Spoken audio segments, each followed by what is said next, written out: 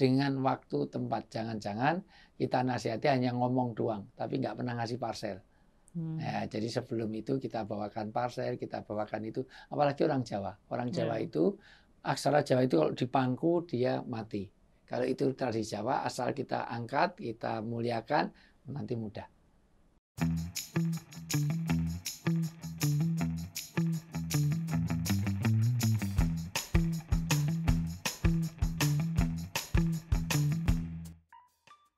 Kayaknya ini aku terus yang tanya, malah belum terjawab pertanyaan teman-teman. Ya, Mungkin itu nanti empat tadi bisa buat menjawab ini. Iya, itu bagian dari jawaban. Oke.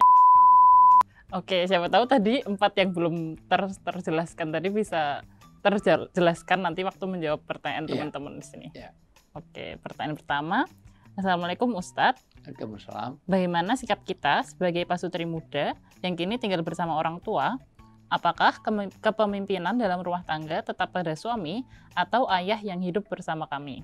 Ya, kepada suami, bukan pada ayah. Begitu Anda sudah menikah, kepemimpinan beralih dari orang tua menjadi kepada suami. Hierarki, perizinan, perwalian kepada suami. Ya, maka idealnya suami istri itu berpisah.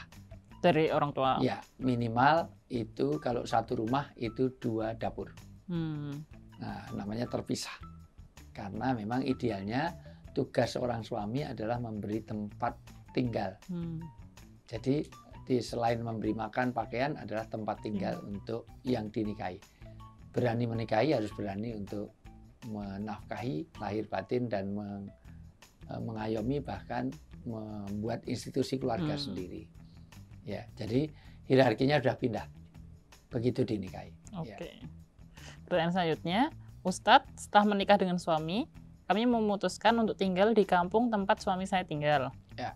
Ternyata ada satu kebiasaan masyarakat di sana, yakni menyalakan musik 24 jam dengan suara keras. Bagi saya, ini bukan suatu hal yang mudah untuk bisa diadaptasi. Sehingga keluarga kecil kita yang sebelumnya harmonis jadi sering terusik karena kebiasaan tetangga. Bagaimana sebaiknya kita menyikapi hal ini? Pertama, kalau itu hukum tata negara nanti bisa lewat RT, RW, karena fungsi RT itu kan rukun tetangga. Jangan sampai tetangga itu terganggu dari sisi polusi suara, polusi udara, bahkan polusi kegiatan yang lain-lain.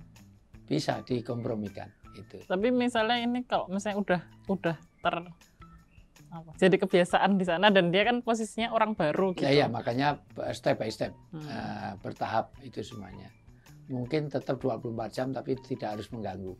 Cukup dengan speaker dalam. Nah, itu kalau ibu mau dangdutan koplo, speaker dalam saja. Untuk koplo sendiri aja, jangan ngajak koplo orang lain.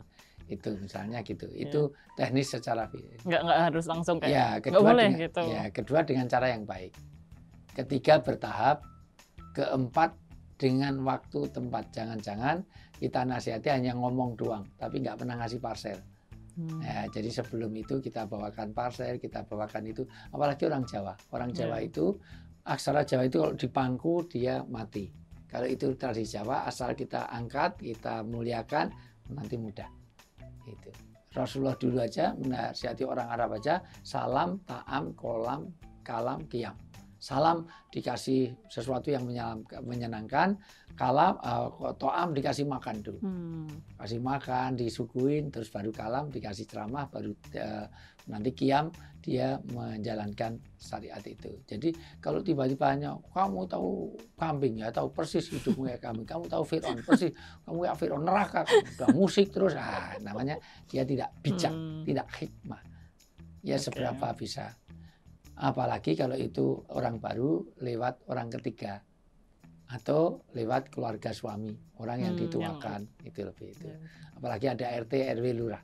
Kalau sampai mengganggu semua kebiasaan bisa itu kan ada aturan. Ya kan bermasyarakat itu kan menjadi penting untuk ada sesuatu, ada yang mengendalikan, ada RT, RW, itu takmir masjid segala macam. Ya. Itu aja pada prinsipnya. Jadi jangan sampai ketidakharmonisan hanya karena faktor eksternal. Ya. Bisa diusahakan gitu ya. Atau dengan cara apa? Misalnya kompromi, tidak harus ditinggal itu. Kalau nggak memungkinkan untuk mengubah itu, ya kita sendiri yang pindah. Ya. Cari kontrakan yang lain dulu. Oke.